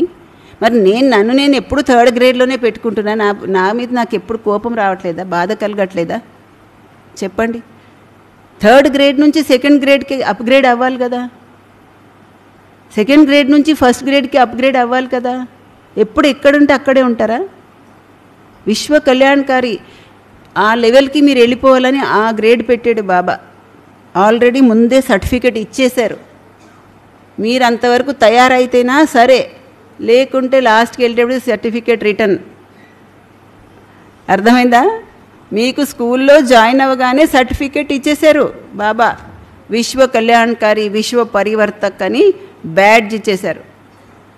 అలా కానీ మీరు తయారవ్వకపోతే లాస్ట్ లోపు వెళ్ళేటప్పుడు రిటర్న్ చేయండి సర్టిఫికెట్, తర్వాత చూద్దాంలే అంటారు. లెక్కలన్నీ తర్వాత చూద్దాం, ముందు సర్టిఫికెట్ రిటర్న్ ఇవ్వండి అంటారు. ఇష్టమేనా? దొరికిన సర్టిఫికెట్ నిలబెట్టుకోవాలి కదా. బాబా మనకి సర్టిఫికెట్ ఇచ్చారు కదా, విశ్వ కళ్యాణకారి అని సర్టిఫికెట్ ఇచ్చారు. దాన్ని నిలబెట్టుకుంటారా, రిటర్న్ ఇస్తారా? అలా తయారవ్వకపోతే రిటర్న్ ఇచ్చేయాలి. మరి రిటర్న్ చేసి వెళ్ళాలి పైకి. తర్వాత దాన్ని బట్టి మీ లెక్కల ప్రకారం ఫైనల్ అవుతుంది జన్మలు. ప్రతి ఆత్మ పైన దయాభావం, శుభభావన, క్షమాభావం ఉంటే మీరు విశ్వ కళ్యాణకారి అవ్వగలరు, విశ్వ పరివర్తకులు అవ్వగలరు. క్షమాభావం లేకపోతే పరివర్తన ఏం చేస్తారు? నేను ఫలానా విషయం క్షమించను అన్నారనుకోండి, మీరు క్షమనే ఇవ్వలేరు, పరివర్తన ఏం చేస్తారు? ఎవరినైనా పరివర్తన చేయాలంటే క్షమిస్తేనే కదా పరివర్తన చేయగలరు. చెప్పండి. ఇప్పుడు ఎవరిలోనో ఒక లోపం ఉంది, ఒక మిస్టేక్ ఉంది, తప్పు చేశారు, మీరు వాళ్ళని పరివర్తన చేయాలి అంటే మీలో క్షమాభావం ఉంటే క్షమించేసి పర్లేదు, అది సరైపోద్ది, ఏం పర్లేదని మనం క్షమించకపోతే తర్వాత ఏం పరివర్తన చేయగలుగుతాం? దాని గురించి మీకు ఒక ఎగ్జాంపుల్ చెప్తా. బ్రహ్మబాబాది ఒక అన్నయ్య అంట చాలా ఆర్భాటం చేసేవాడంట, ఏం సేవ చేసేవాడు కాదంట, బాబా ఇచ్చిన డ్యూటీ కూడా చేసేవాడు కాదంట, అందరి మీద ఇంక పెత్తనం కింద చేసేవాడంట. చేస్తే అందరు వెళ్ళి బాబాకి కంప్లైంట్ చేశారు. బాబా, ఈ అన్నయ్య ఏ సేవ చేయకపోగా ఇంక అందరి మీద అధికారం మాత్రం చాలా చేస్తున్నాడు, ఏం సేవ చేయట్లేదు, ఆయన బోజ ఎక్కించుకుంటున్నాడు అని అందరూ కంప్లైంట్ చేశారంట. కంప్లైంట్ చేస్తే ఇంకా అందరు అనుకున్నాడు, ఇంకా అయింది కదా ఈయన గురించి కంప్లైంట్ అందరు చెప్పాం కదా, ఈరోజు అవుతుంది ఈయన పని అనుకున్నారంట అందరూ. అనుకుంటే ఆ రోజు ఆ అన్నయ్య బాబా ముందుకు వచ్చారంట. బాబా ఆయనని ఆవు బచ్చే అని చాలా ప్రేమగా కలుసుకొని చాలా ప్రేమగా మాట్లాడారంట. వీళ్ళకందరికీ ఆశ్చర్యం వేస్తుందంట, ఆయన ఇంత చేస్తున్నాడని బాబాకి చెప్తే కూడా ఏం అననే లేదు బాబా ఆయనని అని చెప్పేసి. ఇప్పుడు అందరు ఎలాగన్నా అంటున్నారు, బాబా కూడా అంటే ఆయన ఎక్కడ పోతాడు? మొత్తానికి పరివర్తన అయ్యే దారే మూసుకుపోతుంది. అవునా కదా? బాబా కూడా ఏమైనా కరెక్షన్స్ ఇచ్చి కోప్పడి చేసి ఉంటే బాబా క్షమించేశారు. అందరూ అన్నీ చెప్పినా కూడా బాబా ఏం చేశారు? క్షమించారు. ఎందుకు క్షమించారు? బాబాకు తెలుసు. ప్రతి ఒక్క ఆత్మకి పరివర్తన అవ్వడానికి ఏదో ఒక ద్వారము కావాలి. మరి బాబా కూడా వాళ్ళకి స్నేహం ఇవ్వకపోతే వాళ్ళు ఎక్కడ పరివర్తన అవుతారు? బాబా కూడా క్షమించకపోతే ఇంకెక్కడ పరివర్తన అవుతారు? అందుకే బాబా క్షమించారు. అలాగే మనలో కూడా క్షమాభావము ప్రతి ఒక్క ఆత్మ పైన ఉండాలి. మన దృష్టికోణము, మన ఆలోచన విధానము ప్రతి ఒక్కరి పట్ల భిన్నంగా ఉండాలి. ఎగ్జాంపుల్ చెప్తాను. మా దగ్గర ఒక అక్కయ్య ఎప్పుడు సెంటర్కి వస్తుంది. వచ్చి ఎవరు చూడకుండా సెంటర్లో ఒక అల్మారీలో సబ్బులు అన్నీ ఉంటాయి. అవన్నీ తలుపులు తీసి చూసి అందులోంచి ఏమేమి సబ్బులు కావాలి అన్నీ తీసేసుకొని గబగబా బ్యాగ్లో పెట్టేసుకొని వెళ్ళిపోతుంది. అయితే మన అక్కయ్యలు చూసి నాకు చెప్పారు, అక్కయ్య ఇగో ఫలానా అక్కయ్య ఇలా వస్తుంది, తలుపు అల్మారీ తీసి అందులో సబ్బులు సర్ఫ్లు అన్నీ తీసి బ్యాగ్లో పెట్టుకొని వెళ్తుంది అని చెప్పారు. ఇప్పుడు ఆమె వస్తుంది బాబా ఇంటికి, ఆమెని మార్చాలి. ఇప్పుడు మనం ఏం చేయాలి? పిలిచి కూర్చోబెట్టి కోటింగ్ ఇవ్వాలా? ఎలాగా ఆమెను మార్చే విధానం ఏంటి? అయితే నేనేం చేశానంటే ఒకసారి ఆ అక్కయ్యని పిలిచి, అక్కయ్య మీకు ఇంట్లో ఎలా నడుస్తుంది ఏంటి, మీకు డబ్బులన్నీ సరిపోతాయా లేదా అన్నీ అడిగాను. అడిగి ఎప్పుడన్నా ఏమైనా అవసరమైతే మీరు బాబా ఇంట్లో చెప్పి అడిగి తీసుకోవచ్చు, ఏం కావాలన్నా తీసుకోవచ్చు, బాబా కూడా పిల్లలకి సహాయం చేస్తారు, మీకు ఏం కావాలన్నా చెప్పండి, మీకు ఏం కావాలంటే అది ఇస్తామని చెప్పాను. అప్పటి నుంచి ఆమె తీసుకోవడం మానేశారు. ఎంత సింపుల్! నువ్వు అలా తీస్తున్నావు ఇలా తీస్తున్నావు ముఖం మీద చిరుపురులాడి కూర్చొని కోటింగ్లు ఇచ్చి అలా చేస్తే మారుతారా? అలాంటి ప్రేమనిస్తే వాళ్ళలో ఉండే ఆ లక్షణం కూడా పోతుంది. నేను ఆ విధంగా చాలామంది బాబా పిల్లలకి, మాకు కూడా సెంటర్లో లోటున్న సమయంలో కూడా వాళ్ళ ఇంట్లో గడవడం కష్టం ఉన్నది అంటే వాళ్ళకి సహాయం చేసేదాన్ని నేను. బాబా పిల్లలు బాధపడకూడదు అని అనిపించేది నాకు. మాకే ఎవరైనా తెచ్చి బియ్యము చింతపండు ఇచ్చేవాడు, అందులోంచి నేను ఇంకొకరు కొద్దిగా ఇచ్చేదాన్ని. అలాంటప్పుడు లోటేముంది చెప్పండి? లోటేం లేదు, ఉన్న దానిలో లోటేం లేదు. మనం లోటు ఎక్కడ వస్తుందంటే మన లక్షణాలు బాగలేకపోతే లోటు, వస్తువులు లేకపోతే లోటు కాదు. అవునా కాదా? మన లక్షణాలు బాగలేకపోతే లోటు, అంతేగాని వస్తువులు లేకపోతే లోటే ఉంది. లేకుండా పోతే గొడవ వదిలిపోద్ది, సన్యాసిలాగా ఉండొచ్చు ఆరాంగా. అవునా కాదా? మొదట్లో ఒక అన్నయ్య వచ్చేవారు ఒక పల్లెటూరు నుంచి. ఆ అన్నయ్య జ్ఞానం తెలుసుకుని అక్కయ్య తెలుసుకోలేదు. ఆ అన్నయ్య ఇంకా వదిలేసి ఇల్లు బాధ్యత వదిలేసి పనిలోకి వెళ్ళకుండా ఆ సెంటర్కి ఈ సెంటర్కి అక్కడ సర్వీస్ ఇక్కడ సర్వీసు బట్టి అనుకుంటే తిరుగుతుండేవాడు. ఒకసారి వాళ్ళ భార్య వచ్చి నా దగ్గర కంప్లైంట్ చేసింది, ఆమె జ్ఞానంలో లేదు, ఈయనకి ఇంట్లో గొడవే, ఆయన ఈయన ఇట్లా చేస్తాడు. వచ్చి ఆయన మీద కంప్లైంట్ చేసి ఆయన ఏం పని చేయట్లేదు అక్క, ఇంట్లో కావాల్సిన వస్తువులు ఏం తేవట్లేదంటే ఆమెకి ఆ రోజు నేను ఒక నెల రోజులకి సరిపడినన్ని సరుకులన్నీ బాబా ఇంటి నుండి ఇచ్చి పంపించా. మీకు ఇది మంచి విషయం అనిపించట్లేదు? చప్పట్లు కొట్టాలి. చెప్పాను, ఇప్పటికి మాత్రం మీరు దీంతో అడ్జస్ట్ చేసుకోండి అమ్మా, తర్వాత నేను అన్నయ్యకి చెప్తాను, ఇల్లు పట్టించుకోమని చెప్తాను అని చెప్పారు. అలాగని ఆ రోజుల్లో మాకు సెంటర్లలో ఏమో చాలా ఉన్నాయని మీరు అనుకోకండి, ఏం లేవు. మాకు కూడా మాతలు అలా కోటా బియ్యం ఉంటే తెచ్చిచ్చేవాడు. అయితే కూడా మా దగ్గర ఉన్నంతలోనే ఆ మాతకి ఒక నెల రోజులకి సరిపడిన అన్ని సరుకులు ఇచ్చాను. ఇవ్వడానికి ఏముంది, వస్తువులు పెద్ద విషయం ఏముంది, లక్షణాలు మారాలి కదా, పరివర్తన ఆత్మ పరివర్తన అవ్వాలి కదా. అలాగని ఆ ఊర్లో గీతా పాఠశాల మన కనెక్షన్ ఏం కాదు. ఏ ఊరు నుంచి అయితే ఆ మాత వచ్చిందో ఆ ఊర్లో గీతా పాఠశాల మన కనెక్షన్ కాదు, ఎవరిదో కనెక్షన్. అయితే కూడా నేను ఇచ్చే, ఎందుకంటే అక్కడ బాబా సేవ జరుగుతుంది, బాబా మీద ప్రేమ పెరుగుతుంది. ఏ ఆత్మ కన్నా వాళ్ళు నా కనెక్షన్లో ఉంటారు, ఎవరి కనెక్షన్లో ఉంటారో నాకు అనవసరం. కానీ ఒక ఆత్మ బాబా పేరు చెప్పి డిస్టర్బ్ అవ్వకూడదు. మనం ఎవరినైనా పరివర్తన చేసే విధానమే వేరేలా ఉండాలి, మన ఆలోచన యొక్క విధానమే వేరేలా ఉండాలి. ఎవరినైనా కించపరచడమో ఎవరినైనా అవమానించడమో దీని అంతటితో ఏమైనా పరివర్తన అయిపోతుందా? ముందు మీకు ఎవరిపైనన్నా కూడా చులకన భావము, అకల్యాణకారి భావము, అగౌరవం యొక్క భావము ఉంది అంటేనే మీరు పనికిరారు విశ్వ కళ్యాణానికి. అర్థమైందా? మనకి ప్రతి ఒక్క ఆత్మ పట్ల వాళ్ళు జ్ఞానంలో ఉన్నా జ్ఞానంలో లేకపోయినా వాళ్ళ పట్ల ఒక శుభ భావన ఉండాలి, ఒక విశేషమైన భావన ఉండాలి. బాబా తన దగ్గరికి ఎవరు జ్ఞానంలో లేని వాళ్ళు వస్తే కూడా వాళ్ళ పైన బాబా పెట్టుకునేటువంటి ఉన్నతమైన భావన వల్ల వాళ్ళు కూడా ఉన్నతంగా మారిపోయేవాడు.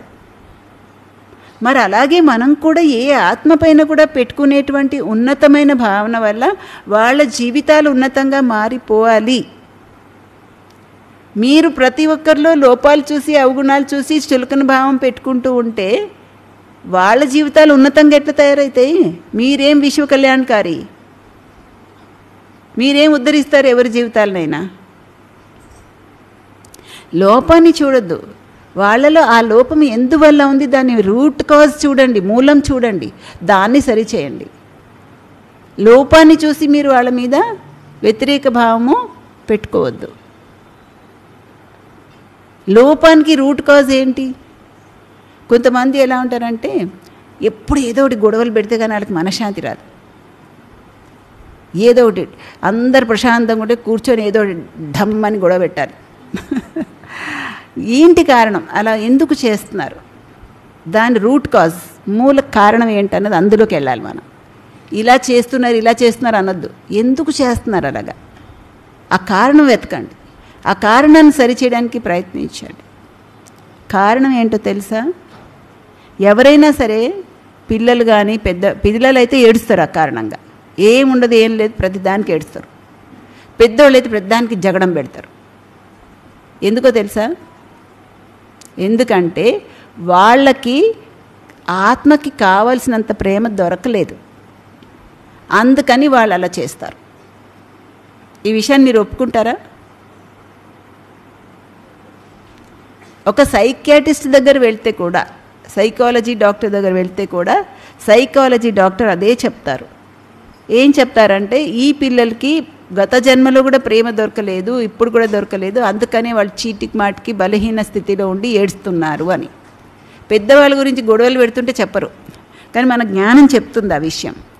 ఏంటంటే పెద్దవాళ్ళైనా సరే ఎవరైనా చీటికి మాటికి గొడవలు పెడుతున్నారు అంటే కారణం ఏంటి అంటే వాళ్ళకి కూడా ప్రేమ తక్కువైంది.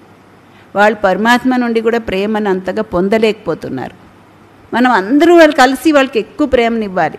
వాళ్ళకి పరమాత్మ ఇచ్చేది తీసుకోలేకపోతున్నారు, బలహీనంగా ఉన్నారు. అందుకని ఏం చేయాలి? మనందరూ కలిసి వాళ్ళకి ఎక్కువ ప్రేమనిచ్చి, బాబా మనకి ఏదైతే ప్రేమనిచ్చారో ఆ ప్రేమను వాళ్ళకి ఇచ్చి వాళ్ళలో కూడా ఆత్మలో శక్తిని పెంచితే ఇంకా నాకు అందరి నుంచి కావాలనే భావం పోతుంది. కడుపు నిండిపోయిన తర్వాత ఇంకా కావాలని ఎందుకు ఉంటుంది? ఉండదు కదా. అలాగే మనం కూడా ప్రతి ఆత్మని నింపాలి, సర్వప్రాప్తులతో నిండుగా చేయాలి. సర్వప్రాప్తులతో నిండుగా చేసినప్పుడు ఏ ఆత్మ కూడా తనలో తాను లోటు ఫీల్ అవ్వదు. ఆ లోటు ఫీల్ అయ్యి దాని కారణంగా బలహీనతలు రావు. చూడండి, లోటు ఫీల్ అయినప్పుడు ఎలా ఉంటుంది?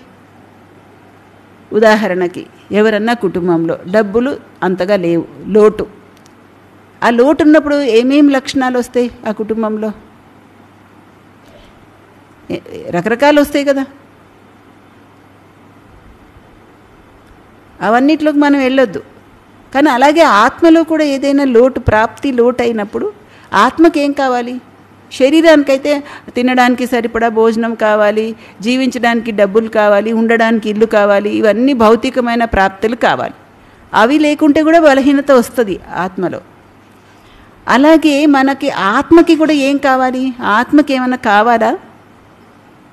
ఆత్మకి ఏం కావాలో చెప్పండి.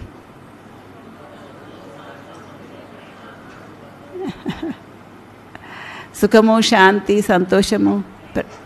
నేను అనుకున్న ప్రేమ అని చెప్తారేమో ముందని అనుకున్నాను. మీరు ఎవరు అది చెప్పండి, మీకు ఫుల్ అయిపోయి ఉంటుంది. బాబా ప్రేమ ఫుల్గా నిండుగా ఇచ్చేసి ఉంటారు, అందుకని మీరు అది చెప్పట్లే. ఆత్మకు కావాల్సింది ప్రేమ, గౌరవము, శాంతి, సంతృప్తి, సుఖము, ఇది కావాలి. ఇవన్నీ పొందడంలో కనీసం నిండుగా 100% దొరకకపోయినా ఇప్పుడు అనేక జన్మల నుంచి ఆత్మలకు అదే లోటు కదా. ప్రేమ లేదు, అందరు ప్రపంచంలో అదే అండి, ప్రేమ లేదు, గౌరవం లేదు, ఏం లేదు, ఎందుకు బతకాల అంటున్నారు. లేదు, ఎక్కువ మంది అదే కదా అంటున్నారు. ప్రేమ లోటు వచ్చింది, గౌరవం లోటు వచ్చింది, ఆదరణ లోటు వచ్చింది, అన్నీ లోటు వచ్చినాయి. మీకు కూడా లోటు ఉందా? మీరు కావాలని అంటున్నారా? బయట ప్రపంచంలో ఆత్మలు అలా ఉన్నారు. ఒకవేళ మన బ్రాహ్మణ పరివారంలో కూడా ఎవరన్నా అలా ఉంటే పోనీ లోటు ఉంటే వాళ్ళకి ఇవ్వండి కదా కొద్దిగా. ఇస్తే ఏం పోయింది? మీరు ఇచ్చేవాళ్ళే కదా, ఇవ్వగలిగిన వాళ్ళే కదా. ఇవ్వగలరా? ఎవరికన్నా కావాలంటే ఇవ్వగలరా? నేనెందుకు ఇవ్వాలి, అంత పెద్దోడు అంటారా? అట్లా అనొద్దు. మీరు ప్రతి ఒక్క ఆత్మకి ఇవ్వండి. ఏం వాళ్ళకి లోటు ఉందో మీరు గమనించుకొని అది ఇవ్వండి. ఇస్తే ఇంకా వాళ్ళు ఏం తప్పులు చేయరు, మిస్టేక్ చేయరు. బాబా ఈరోజు కూడా అన్నారు కదా, అచ్చా అచ్చా అంటూ ఉంటే అన్నీ మంచిగా అయిపోతాయి. అలాగా మనం విశ్వ కళ్యాణకారి అంటే ప్రతి ఒక్క ఆత్మ పైన క్షమాభావము, దయాభావము, శుభభావన, దేనేక భావ్, ఇచ్చే గుణము, ప్రతి ఒక్క ఆత్మ కోసం ఇచ్చే గుణం, క్షమాగుణం ఉంటే తర్వాత అన్నీ చేయగలరు మీరు. కానీ మీరు ముందు ఏం చేస్తున్నారంటే వాళ్ళు అలా చేస్తున్నారు, నేను అస్సలు భరించను అంటే ఇంక దయ లేదు, శుభభావన లేదు, ఏమన్నా ఇవ్వడం లేదు, తీసుకోవడం లేదు, అన్నీ కట్టు. ఫస్ట్ కావాల్సింది ఏంటి విశ్వ కళ్యాణకారి ఆత్మకి?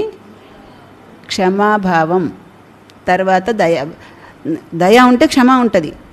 దయాభావం ఫస్ట్, దాని అనుసరించి క్షమాగుణము, ఈ రెండు ఉంటే శుభభావన, సయోగ భావన, స్నేహభావన అన్నీ వస్తే అందరి కళ్యాణము జరుగుతుంది. మరి ప్రతి ఒక్క ఆత్మ కోసం అలాంటి భావం పెట్టుకుంటారా? పెట్టుకోగలరా? క్షమించగలరా? దయాభావము, శుభభావన, ప్రతిదాన్ని నెగిటివ్గానే తీసుకుంటారా అందరిది? లేదంటే పాజిటివ్ శుభభావనతో మంచిగా కూడా తీసుకుంటారా? తప్పు జరిగినా కూడా బాబా ఒకసారి మురళిలో చెప్పారు, ఎవరి వలన తప్పే జరిగినా కూడా దాన్ని కూడా మీరు శుభభావనలోకి తీసుకోండి అని చెప్పారు. ఎందుకంటే ఒక్కొక్కసారి కర్మల ఖాతాలు తీరడం ఉంటుంది కదా, కర్మల ఖాతాలు తీరడం ఉంటుంది కదా. నాకు ఒకసారి చాలా ఆశ్చర్యం అనిపించింది. ఒక మాత, నేను అనుకుంటే ఆమె తింగరి అమాయకురాలు అనుకుంటేదాన్ని నేను. ఒకసారి నేను అన్నాను, ఆ మాత నాతో చాలా క్లోజ్గా ఉంటుంది, ఫ్రీగా మాట్లాడతాను నేను ఆమెతో అన్నాను, చూడండి అక్కయ్య, ఫలానా వాళ్ళిద్దరు ఊరికే మోహంలో ఉంటున్నారని చెప్పా. ఒక కుమారుడు ఒక కుమారి మోహంలో ఉంటున్నారని చెప్తే, వాళ్ళది గత జన్మ ఖాతాలు తీరలేదు అక్కయ్య అంది. బాబా ఎంత ఈజీగా తీసుకుంది, నేనేమంత ఈజీగా తీసుకోలేకపోతున్నా. వాళ్ళ కర్మ ఖాతాలు అక్కయ్య, వాళ్ళవి గత జన్మల కర్మల ఖాతాలు. అందుకే ఇప్పుడు కూడా మోహం వస్తుంది, భగవంతుడు దొరికిన తర్వాత కూడా వాడికి. మనం ఏం చేస్తాం అంది. ఓన్లీ చాలా మంచిదానివే అమ్మ, బాగానే చెప్పావు అనుకున్నా నేను. మాత లక్ష్మక్కయ్య అలా చెప్తారు పెద్దానికి. అంటే బాబా చెప్పిన పాయింట్ని మనం యాజ్ ఇట్ ఈజ్గా తీసుకొని ఉపయోగిస్తే ప్రతి ఒక్కదాన్ని మనం ఈజీగా తీసుకొని క్షమాభావంతో, దయాభావంతో, ప్రతి ఒక్కరి మీద శుభభావన పెట్టుకొని వాళ్ళకి ఆత్మిక స్నేహాన్ని ఇచ్చి, ఆత్మ ఉద్ధారం చేసి, ఆత్మ కళ్యాణం చేసి మనందరూ మన అంతిమ గమ్యానికి చేరుకోగలుగుతాం. కలిసి వెళ్ళాలి కదా. వాడు ఎట్లనే ఉంటాడు, నాకెందుకు అంటారా? జానకిది అది ఒకసారి పిల్లలందరూ రెడీగా ఉన్నారా ముక్తి ద్వారాలు తెరవడానికి అంటే నేను అని చెయ్యెత్తారు. చెయ్యెత్తితే బాబా అన్నారు, నువ్వు ఒక్కదానివే వెళ్తావా? వెళ్ళి ఏం చేస్తావు? రాజధాని లేకుండా అందరినీ తయారు చేస్తే తొందరగా వెళ్ళొచ్చు అని చెప్పారు. అర్థమైందా? మనము ఎవరు ఎట్లా పోతే పోని, నాకెందుకు, నేను సంపూర్ణం అయిపోతాను, నేను తయారవుతాను, నేను అలా ఇలాగ అట్లా అంటే కుదరదు. మీరు తయారవ్వాలి, వేరే వాళ్ళని కూడా తయారు చేయాల్సిందే. తయారు చేయకుండా మీరొక్కరి తయారైనా వెళ్ళడానికి కుదరదు. ఓం శాంతి.